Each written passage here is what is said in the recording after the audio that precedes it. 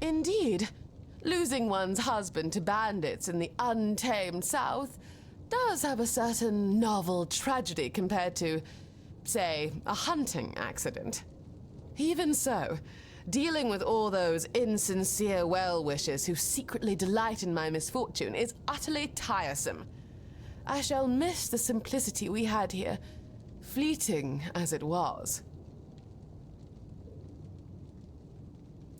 This is a nightmare! Ugh. I should begin packing, and something must be done about this house. Goodness, I don't even know where to begin. Would you like it? I could part with it for 500 gold coins. Does that sound reasonable for a house?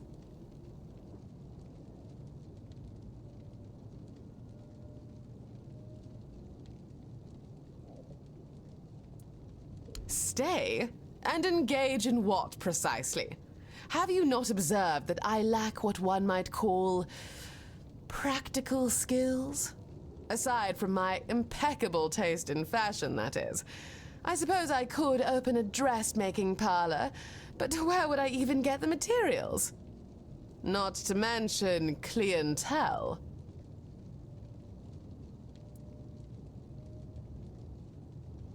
Really? That would be absolutely marvelous. Well then, I guess I'll think about your offer. Now, would you be so kind as to excuse me? I must begin organizing Duncan's belongings. Indeed. Thank you ever so much.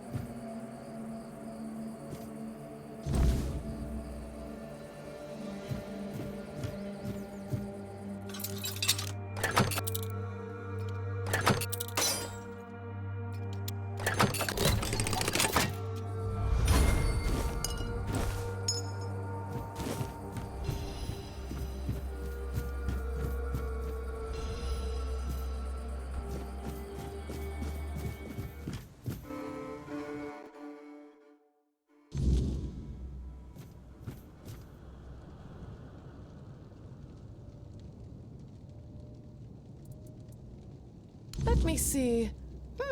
Not entirely dreadful.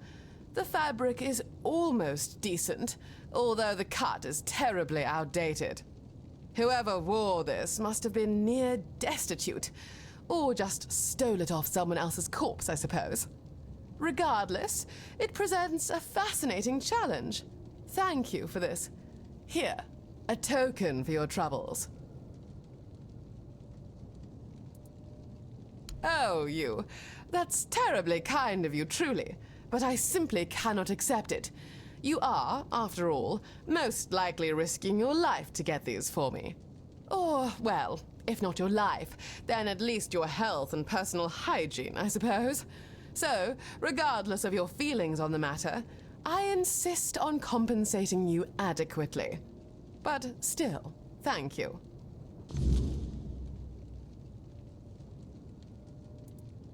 Yes? What about him? Well, to be perfectly honest, I believe I do. I never anticipated that I would, but his absence does indeed bother me sometimes. You know, I always thought we lived rather separate lives, yet now I sense a certain emptiness around me at times. I find it quite unnerving, I must say.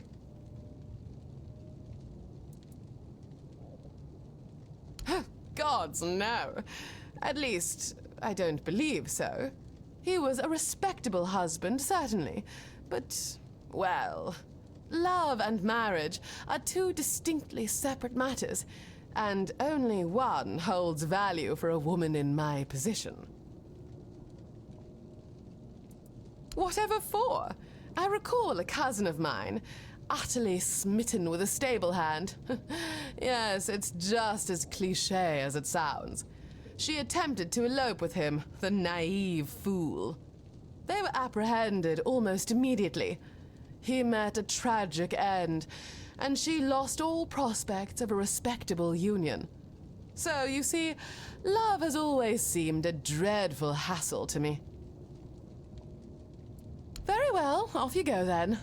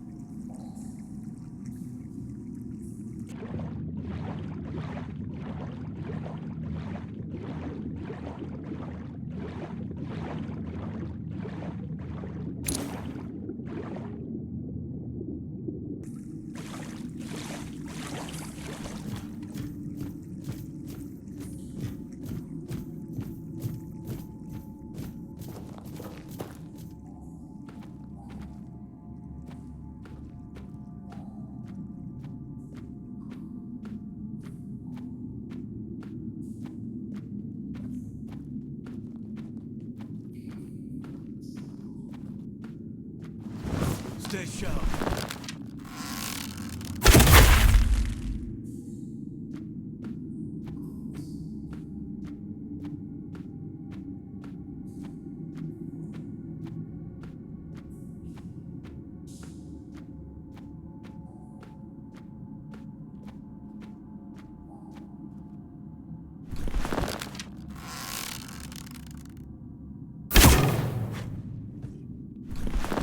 Show yourself! I'll teach you to respect me! I'll have your head on a pike!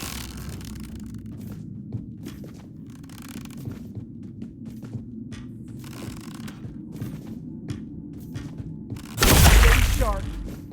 I'll teach you to respect me!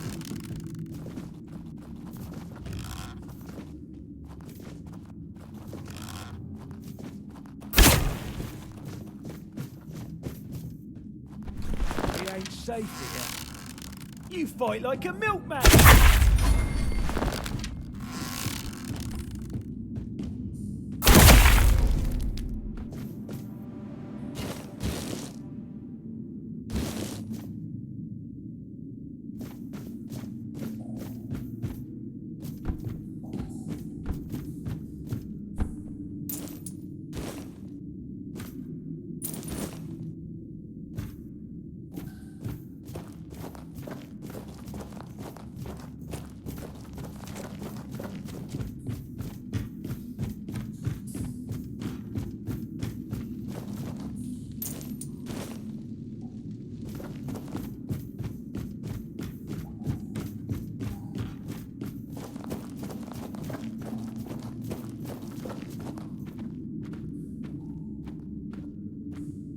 Something's not right.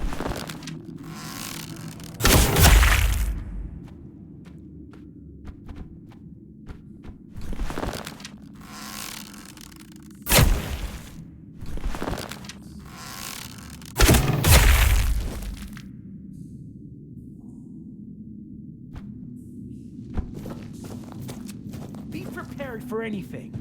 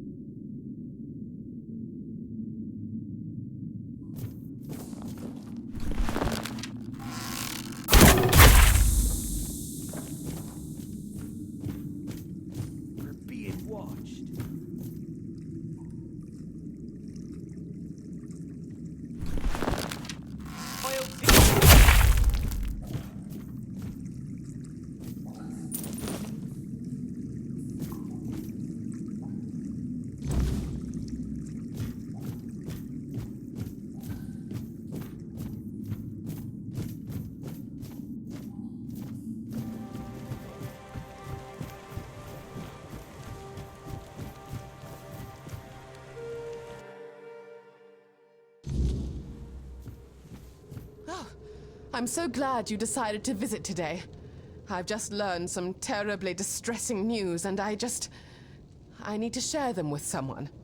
You see, I was going through the correspondence Duncan left behind, and imagine my shock when I discovered letters between him and my parents. It turns out my family was completely bankrupt when we married.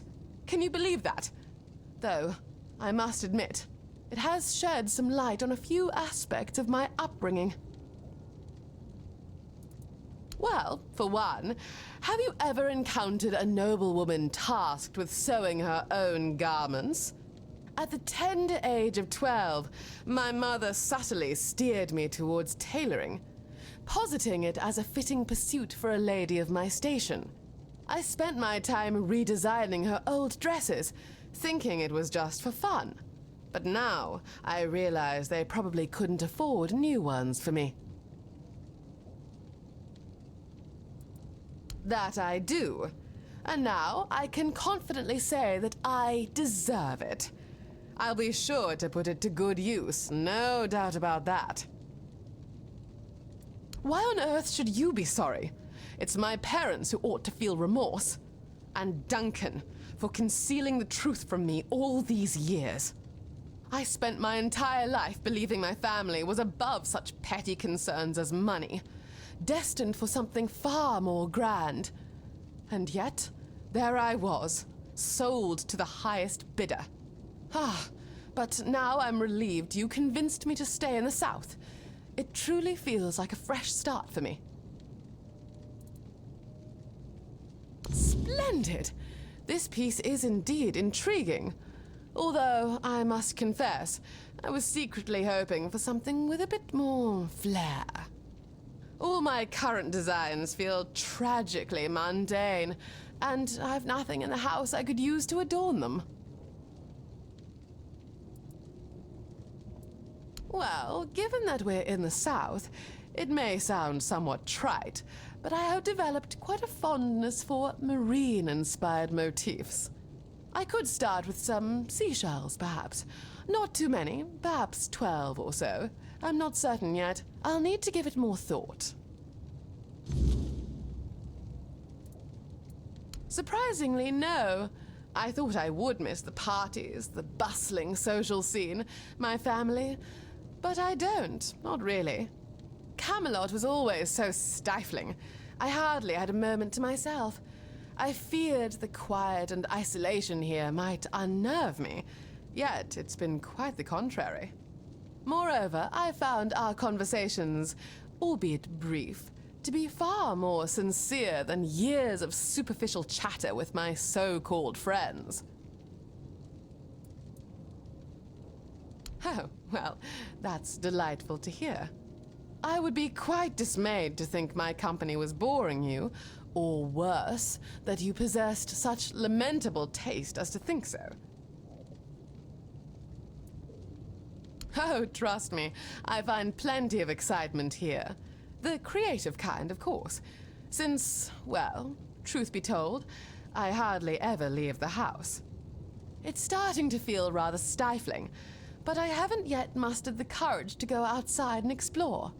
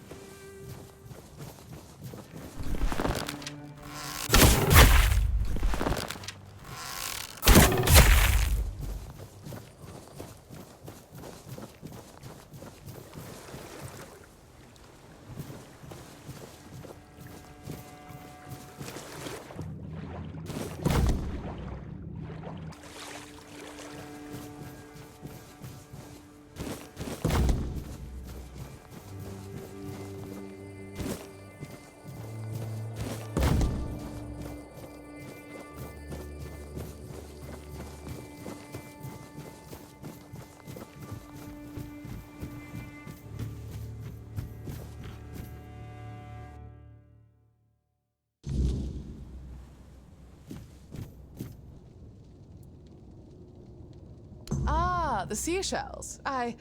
Thank you. You know, this might be the most humble gift I've ever received, but it could also be the most precious. Truthfully, I was somewhat skeptical of whether you were actually listening to my ramblings. And for that, I am deeply grateful. I've always had the impression that Duncan became rather weary of my endless babble. Though, upon reflection, I confess I found his conversations equally tiresome. I'm sorry to cut this visit short, but there is something I simply must attend to as soon as possible. But I'd really love it if you visited again soon.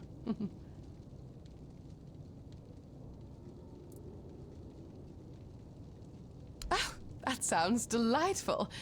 Just make sure it's somewhere picturesque, hmm? The South is supposed to be famous for its breathtaking landscapes, but so far, the only thing that's taken my breath away is the smell of fish. Oh, I know. When we came here with Duncan, I noticed a lovely little terrace overlooking the sea. We could go there, make it a proper outing. Maybe a picnic. That sounds charmingly provincial, doesn't it? Ah, I can't wait. Please, let me know when you're ready to set out.